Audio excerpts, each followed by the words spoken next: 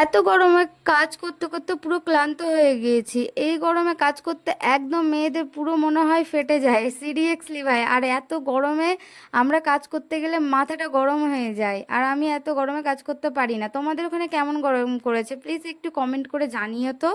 তো hello everyone, কেমন আছো তোমরা সবাই? আশা করি অনেক ভালো আছো। আর সবাই তো সোশ্যাল মিডিয়ায় সেরকম কিছু বলে না যে আমি খারাপ আছি, কিন্তু আমি সিরিয়াসলি ভাই একটু খারাপই আছি। একটু মানে মানুষ তো প্রত্যেকটা মানুষ ভালো থাকে না, খারাপই থাকে, সেটা কেউ শেয়ার করে না। তো আমি ভাই শেয়ার করে দিই, তো আমি একটু খারাপই আছি। যেই খারাপটা আছি সেটা পরবর্তী মানে পরের ভিডিওতে আমি শেয়ার করব কেন খারাপ আছি। তো আজকে আমি আমার বাড়ির সমস্ত কাজ মানে করছিলাম, যেহেতু আজকে ছিল বৃহস্পতিবার। আমি বৃহস্পতিবারের দিন পুরো সমস্ত ভালো করে কাজ টাজ করে নিই। আর তোমরাও সমস্ত কাজই করো বৃহস্পতিবারে, এরকম না যে আমি করি তোমরা করো না। বৃহস্পতিবারের দিন একদম খুব ভালো লাগে, মানে একদম মানে এত ভালো লাগে যে সমস্ত কাজগুলো করতে খুবই ভালো লাগে, খুবই ভালো লাগে। তো তোমাদের কেমন লাগে কাজ করতে বৃহস্পতিবারে একটু কমেন্ট করে জানিও।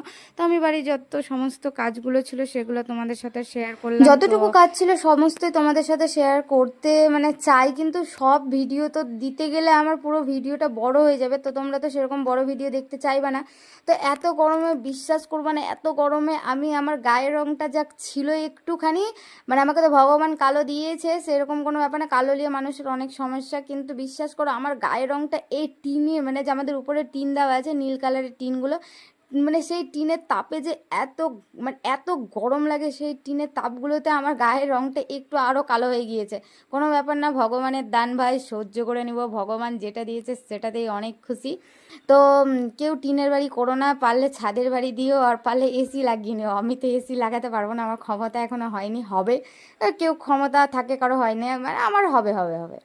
তো সেরকম কোনো ব্যাপার না। তো বৃহস্পতিবারের দিন পুজো টুজো করে একদম নিজেকে ফ্রেশ ফ্রেশ মনে হচ্ছিলো, দারুণ লাগছিলো। ঘর বাড়ি সমস্ত মুছে মাছে গোবর দিয়ে ল্যাপা লুপি করে সব কিছু সমস্ত কাজ টাজ করে একদম বিন্দাস করে একা একা বাড়িতে ডান্স ফান্স করছিলাম আর কাজ করছিলাম আর ঠাকুরকে খেতে দিচ্ছিলাম, দারুণ লাগছিলো। মানে একটা আলাদাই মানে অনুভূতি হয়েছিল আমার। যেহেতু আমি টিভির মধ্যে গান টান চালিয়ে আমি মানে পুজো করি, মানে কি বলবো, আর বাড়িতে কেউ না থাকলেও আর থাকলেও আমার বাড়িতে আর কেই থাকবে, আমার বর আর আমি আমার ছেলে, আমরা তিনজন ছাড়ি বাড়িতে, মানে আমরা তিনজন ছাড়া বাড়িতে কেউ থাকে না ভাই, তুতলি হচ্ছে কিছু মনে করো না। তিনজন ছাড়া আমরা বাড়িতে কেউ থাকি না।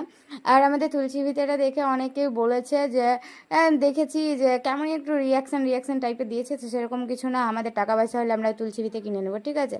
আর আমি আমার ঠাকুরকে অনেক ভালোবাসি, আর আমার ঠাকুরগুলো এত কিউট, এত কিউট আমার ঠাকুরগুলো, মানে সবার ঠাকুরই কিউট হয়, কিন্তু আমার ঠাকুরগুলো আমাকে নিজেকে মনে হয় বেশি কিউট। আর এই দেখো আমি একটু ডান্স ফান্স করছিলাম, মানে এত ভালো লাগছিল, মনে হচ্ছিল কি ঠাকুর আমার কাছে এসে ডান্স করছে, এরকম একটা অনুভূতি হচ্ছিল। তোমরাও একটু করে দেখো, যদি বিশ্বাস না হয় তোমরাও ঠাকুরের গান চালিয়ে পুজো টুজো করো, তারপরে দেখবে তোমাদেরও মনে হবে।